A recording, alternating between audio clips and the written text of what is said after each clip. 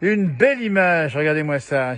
À gauche, sur l'image, vous avez la statue et à droite, eh bien, tout simplement Jean-Marc, qui est bûcheron, Jean-Marc, et qui habite là où nous sommes pour l'interview, au hameau du Châtelard à la Rosière-Montvalzan.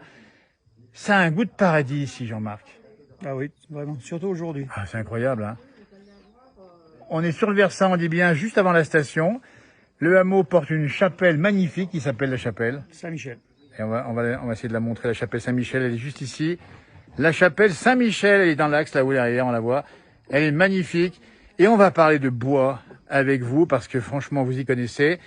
Votre métier, c'était bûcheron jusqu'à il n'y a pas longtemps, hein? Octobre l'an passé. Voilà. Alors, quand on, dans nos émissions, les bûcherons, quand on les rencontre, ils nous disent souvent, quand on va au bois, on va à la guerre. C'est vrai ou pas? Non. La preuve, c'est qu'on est revenu vivant, hein? Exactement. Un métier pas facile, mais un métier de passion. Exactement, oui, tout à fait. Vous avez exercé où? Ben, beaucoup sur la Tarentaise, Savoie, Ouais. Haute-Savoie, l'Isère, l'Ain et les Hautes-Alpes. Eh ben, dites donc, alors les forêts n'ont pas de secret pour vous. Vos voisins qu'on voit juste en bas, bah, tiens, on va les montrer. Ils vont faire un petit coucou avec le beau chalet ici. Ils m'ont dit, c'est un grand connaisseur des bois, c'est vrai? Ben, je pense, oui. Et, alors, il faut nous expliquer que la forêt, là où nous sommes dans les Alpes, on dit bien, c'est la Savoie, la Haute-Savoie, l'Isère. Elle se porte comment aujourd'hui, cette forêt, Jean-Marc? Elle se porte bien. Ouais. Parce que bien entretenue. Exactement. Ouais. On va rappeler les essences qu'on trouve ici. Alors, bien sûr, c'est le temple du résineux. Sapin, épicéa et mélèze. Et Mélèze. Mélèze, ouais. Et la vallée où nous sommes, la fameuse vallée de Tarentaise qui monte là-haut vers Val d'Isère, Tignes, c'est une vallée où il y a quand même des belles forêts aussi. Hein. Belle forêt, mais pas très accessible. Pas Elles facile. sont toutes en pente, dites donc. Un peu beaucoup, oui. Ça veut dire que quand on est bûcheron, il faut marcher à pied. Exactement. Donc des kilomètres, vous en avez fait. Oui, je sais pas combien, mais j'en ai fait pas mal, oui. Ouais. Alors ça veut dire quoi quand on est dans les bois? C'est quoi votre métier, bûcheron? On coupe les bois, on entretient, comment ça se passe? On coupe les bois qui sont, comment dire, marqués par l'ONF. Et voilà. Moi, je les ai branchés, terminé. D'accord. Après, c'est le débardeur qui passait. Voilà. Alors on dit bien que le bois, nous autrefois on a connu le passe-partout. Oui, j'ai connu... Non, j'ai pas travaillé avec. Ben non, parce que le passe-partout, en plus c'était il y a une autre époque. Voilà, mais j'ai connu pour faire des concours, pour faire des amusements, quoi. Mais par contre là, alors des concours de passe-partout. Oui. Alors dites donc, dans les fêtes, on en voit parfois. Il faut avoir des bras de bûcheron, on va les montrer ici. Vous êtes costaud. Peut-être. Ah mais attendez, parce que dans les concours, il faut y faire. Hein. Par contre, la tronçonneuse n'a pas de secret pour vous. Non, pas trop, non. Par contre, c'est dur à porter aussi. Hein. Encore que les dernières, ils étaient plus légères, mais c'est Ouais, vrai que fut un temps, Les, c'était rappelez-moi 12-13 le kilos. poids des premières tronçonneuses en montagne ici, elles pesaient plus de 10 kilos. Ah oui, 12-13 kilos. Ah, dites donc, vous vous Facile. rendez compte toute une journée. Toute une journée. Et avec tout le matériel qui va avec, entre le cri, l'huile, l'essence, tout, ça arrive à 40 kilos par jour. Et dites Contre donc, un ça van c'est... tous les jours. Voilà. Alors d'où vous vient, Jean-Marc, ici, Arpin, on dit bien, nous sommes au hameau du Châtelard, à la Rosière-Montvalzan, cette passion pour le bois? Ben, depuis tout petit, j'ai commencé à bricoler en forêt avec mon père à l'âge de 16 ans. Et j'ai continué, j'ai fait ça toute ma vie. Et ça vous a plu? Ah oui, je recommencerai. Il recommencerait, il vient de prendre la retraite, mais ça c'est beau, ça veut dire que ça vous a tellement plu que ça vous manque presque aujourd'hui. C'est vrai. On voit l'émotion, vous avez quitté votre métier il n'y a pas longtemps, mais vous êtes encore dans les bois, j'imagine.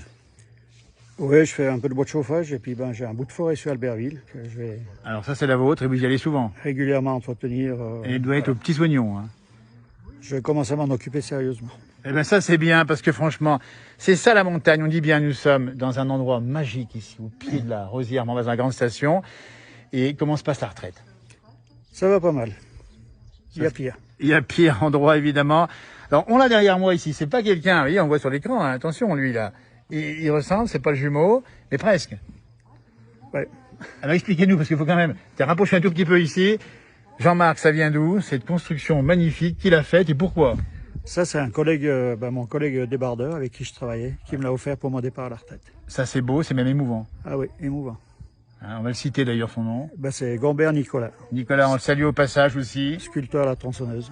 Et ça, il faut y faire à la tronçonneuse, on va le montrer. Ici, on voit le béret. Vous avez le béret parfois? Non, jamais. Ah ben, vous l'avez mis quand même. La casquette. C'est la casquette plutôt que le béret. Et puis la tenue de bûcheron, on allait dire la chemise de bûcheron. Eh oui. Elle n'est pas à carreaux, celle-ci. On va les faire, les carreaux. Ça va venir. Ah, ça va venir. Écoutez, on découvre l'endroit, on est sous le charme. Et puis les bretelles, évidemment. Les bretelles, la hache. Alors la hache, parce que la hache, elle vous a servi aussi. Non, j'ai jamais travaillé à la hache. Jamais. Non, c'était tout à la tronçonneuse. Tout à ton sonnerie. La hache ici, en tout cas, c'était un beau cadeau qui vous a été offert pour votre départ en retraite en octobre 2020. Et franchement, l'endroit où nous sommes, on le dit bien, la Rosière-Montvalsan, avec Jean-Marc Arpin qui nous reçoit, c'est un domaine de ski également plus haut. Oui, tout à fait. Vous skiez un petit peu? Non, j'ai travaillé 25 ans à la station, Ah oui. 29 ans, Eh oui. 25 ans au damage, mais D'accord. non, je skie plus depuis au moins 20 ans. Voilà. La chapelle est derrière nous là-haut, on va la montrer cette chapelle, la chapelle Saint-Michel qui est là-haut, qui est magnifique. Alors on y accède uniquement à pied, on dit bien, et de là-haut il y a une vue phénoménale. Oui, on voit tout le sommet de la vallée de la Tarentaise en direction de Tignes, Val d'Isère, Ouais, Bourg-Saint-Maurice. On a une très belle vue. voilà. Et puis l'endroit, il y a du bois, mais il y a aussi des vaches. Votre frère Daniel tient un beau cheptel. Oui, sur Sainte-Foy au miroir. Eh ouais. C'est de la tarine évidemment. Non, abondance. Ah pardon, on va pas se fâcher avec les écoles ou les chapelles de vaches, mais c'est évident, c'est de l'abondance. Abondance, oui. Mais elles sont belles quand même. Elles sont jolies. Et voilà. Il en prend soin. Et on rappelle, Jean-Marc, on rappelle quand même que le fromage ici, le lait, pardon, donne du fromage qui s'appelle le... Le Beaufort. Voilà. Vous vous rendez compte? Le Beaufort, l'agriculture, le tourisme, le bois, c'est un pays de cocagne. Et on est bien ici, oui. Et vous vous rendez compte? Ouais. Eh bien écoutez, on va vous remercier Jean-Marc Arpin ici, l'homme heureux de la montagne, des bois, l'homme des bois un petit peu. L'homme des bois, oui. Ouais. Ouais. Et jamais pris de risque particulier dans le travail? Ouais, j'ai eu bien quelques 5-6 accidents un peu graves. Ouais. Mais sans Ouais, gravité majeure. J'ai été évacué 2 fois en hélico, mais Ah, quand même. ça s'est toujours bien fini. Voilà. Parce qu'on dit bien, c'est des métiers, bon, on va rendre saluer la filière bois, qui est peut-être pas assez connue encore aujourd'hui. Pas assez connu, et puis ça devient de plus en plus difficile de travailler dans nos vallées, Ouais. du fait du tourisme. Les gens acceptent plus qu'on coupe d'arbres, Bien sûr. parce que alors que c'est ni plus ni moins que l'entretien courant d'une forêt. Absolument. Et c'est même les oxygéner, ces forêts. Exactement, parce qu'une forêt pas entretenue, ça donne les grandes catastrophes qu'on voit actuellement. Eh bien, exactement. Alors, qu'est-ce qu'il faut faire pour attirer les jeunes? Tiens, Jean-Marc Arpin, qui a vécu toute sa vie heureux dans les bois, qu'est-ce qu'il faut dire aux jeunes qui seraient intéressés par la filière bois? Eh bien, c'est pas facile, parce qu'il n'y en a plus. Ah oui. Eh non. Il y a beaucoup d'écoles, mais alors des jeunes qui continuent dans le métier, il n'y en a pratiquement plus. C'est exigeant. C'est un métier qui est pénible physiquement, mais on est à l'air libre, on est bien, enfin, on est indépendant. J'allais vous le dire, parce que le travail dans la nature, c'est ça, Jean-Marc, c'est de dire, on regarde les arbres pousser, on les voit évoluer, on les entretient, et on voit la faune également. Exactement, on voit les bestioles tous les matins. Moi, je pensais au gars qui est en usine, qui sert ses boulons tout. Bien sûr. Les 3-8, non, on est nettement mieux ici. Voilà, la liberté totale, la nature, la montagne en plus, et puis les champignons. Les champignons aussi, oui. Il va pas nous dire où ils sont les morilles il y a cette saison. J'ai des beaux coins, mais... Il n'y a pas. Et c'est pas beau ça, franchement. Belle retraite, Jean-Marc Arpin, qui nous a reçus ici, dans ce hameau magnifique du Châtelard. On va montrer ici son sosie. On rappelle bien que c'est la copie conforme de Jean-Marc pour son départ en retraite. Une belle... Vous êtes fiers de ça? C'est un bel hommage. Ah oui, très bel hommage. Ah, franchement. Ah oui.